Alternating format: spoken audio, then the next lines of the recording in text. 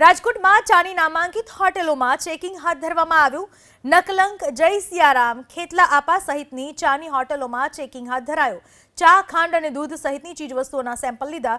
Special operation ગ્રુપે મહાનગરપાલિકાના food વિભાગ અને એફએસએલની ટીમને સાથે રાખી ચેકિંગ હાથ ધર્યું। આ ત્રણેય ચાના ધંધાર્થીઓને ત્યાં સૌથી વધુ ઘરાકી હોય છે। લોકો અહીંયા સૌથી વધુ ચા પીવા માટે આવે છે। ચામાં કોઈ પદાર્થને ભેળસેળ કરવામાં આવે છે કે કેમ તે બાબતે તપાસ કરવામાં આવી। જય સિયારામ ચાના ધંધાર્થી રણમલભાઈ સિંઘવનું કહેવું છે કે ચામાં અમે ભેળસેળ કરતા નથી।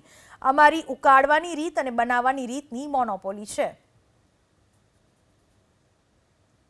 સમગ્ર સૌરાષ્ટ્રમાં સૌથી વધારે ચા વખણાય છે। રાજકોટના ત્રણ ચાના મુખ્ય ધંધાર્થીઓ છે। રાજકોટના કાલાવર રોડ પર આપણે આવી પહોંચ્યા છીએ। સૌથી મોટું નામ છે જય સિયારામ અને ત્યારબાદ નકલંક અને જે ખેતલા આપા। આ ત્રણ ટી સ્ટોલ છે, એટલે કે ચાના ધંધાર્થીઓ છે, ખૂબ જ મોટું નામ ધરાવે છે।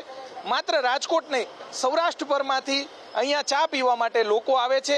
એકવાર ચા પીવો એટલે બીજી વાર મન થાય અને એને પગલે ગઈકાલે સ્પેશિયલ ઓપરેશન ગ્રુપ દ્વારા મહાનગરપાલિકા ફૂડ વિભાગની ટીમ અને એફએસએલની ટીમ છે તેમને સાથે રાખી અને ચેકિંગ હાથ ધરવામાં આવ્યું છે।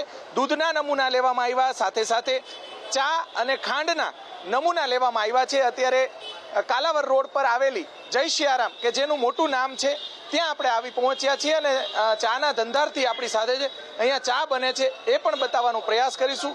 રાજકોટ દૂર દૂરથી ચા પીવા માટે લોકો આવે છે। ભાઈ, તમે વર્ષોથી ચાનો વ્યવસાય કરો છો, ગઈકાલે કેમ આરએમસીની ટીમ, પોલીસ વિભાગ અને એફએસએલની ટીમે શું ચેકિંગ કર્યું અને શા માટે? ચેકિંગમાં ફ્રૂટ પ્રોડક્ટના અધિકારી આવ્યા હતા। તેમાંથી ખાંડનું સેમ્પલ, ભૂકીનું સેમ્પલ, દૂધનું સેમ્પલ, કોઈ પણ કલર જાતનો મિક્સિંગ નથી કરતા તેની તે લોકોની ફરજ પ્રમાણે તે લોકોએ ચેકિંગ કર્યું હતું। સેમ્પલ તે સાથે લઈ ગયા।